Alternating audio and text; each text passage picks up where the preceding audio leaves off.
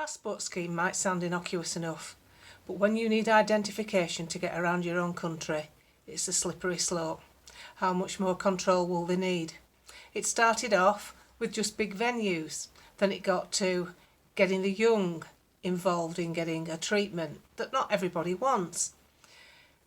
I don't listen to people who tell me I should take a medicine for something they're suffering from or they have suffered from, especially when I know I myself have recovered from this easily last year. So this business of let's all get the treatment, you need choice. What you need is choice.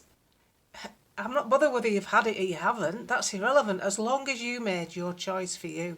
What really concerns me is the passport, because that is critical to the government. Once they get you rolled up into that scheme, they have control of you forever via your smartphone. It will all be linked to everything you do in your life, your shopping, venues, socialising, even your drinking at home will get capped. There'll be a tariff on your drinking, like drink driving. You've got to see this is coming, because they're talking about it now. Just like they told you they were never going to bring a passport in. No, this will never happen. The Tsar said that, didn't he? And look at where we are.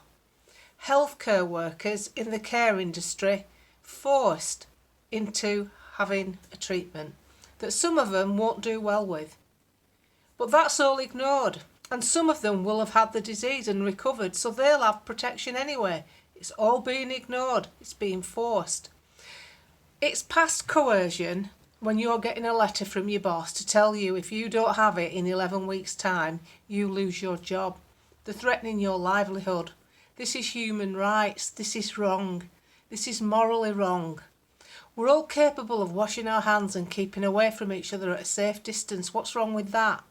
And if those methods work, which they've had us ruled under for the last 17 months, why are we suddenly changing now?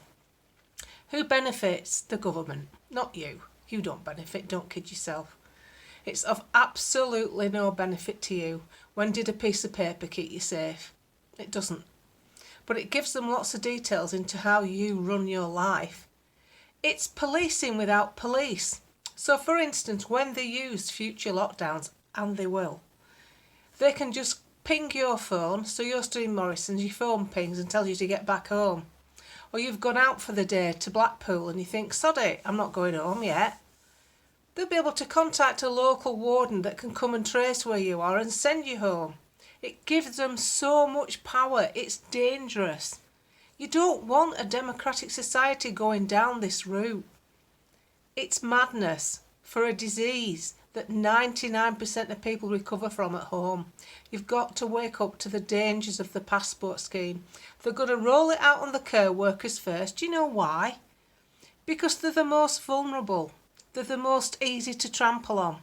Because they'll live to their income, they're the poorest paid, and they'll have to buckle under to keep the job, which they need to pay the rent of their mortgage. After that, they'll come after NHS workers who are slightly better paid, and they can probably resist a bit longer because of the pay salaries. Can't you see where this is heading? I've been around these politicians now for 5 or 6 years, and I've seen them all change their tune and do things that benefit themselves.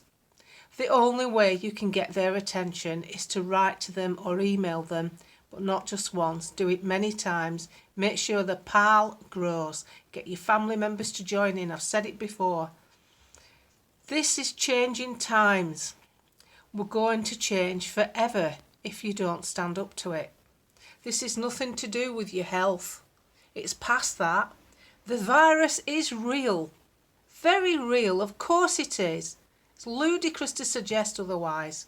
It's the reaction that's wrong. It's the reaction that's false. And there's no need for it all.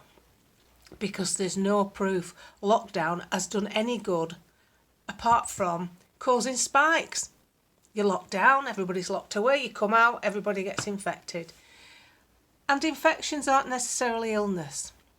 And why are people who have had both doses in hospital at all?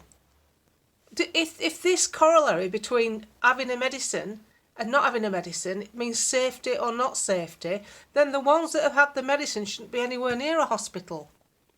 And let's face it, the majority of people have had it. So why is 40 to 60% of hospitalisations people who have had the medicine? That's the bit I don't get, and that's the bit you should be questioning. Before you lose society as you know it, it's easy to take over a free country because they've never known any different. You've got to fight back now before it's too late. Before we lose everything. Before we are told what to eat and what to buy. Before we're told how much alcohol to consume. Because it's coming. Please don't think I'm some hysterical lunatic. I'm the least hysterical you'll come across. I hate fake news and I've poo-pooed a lot of conspiracy theories. I don't like it. But I'm certainly not prepared to live my life like Chinese do, because that's what they're copying. You've got a communist advisor who's a behavioural scientist advising a government, and we're copying a Chinese system.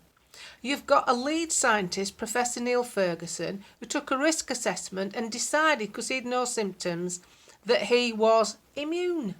Yet everybody else who has no symptoms, who takes a test and comes up positive, is quarantined.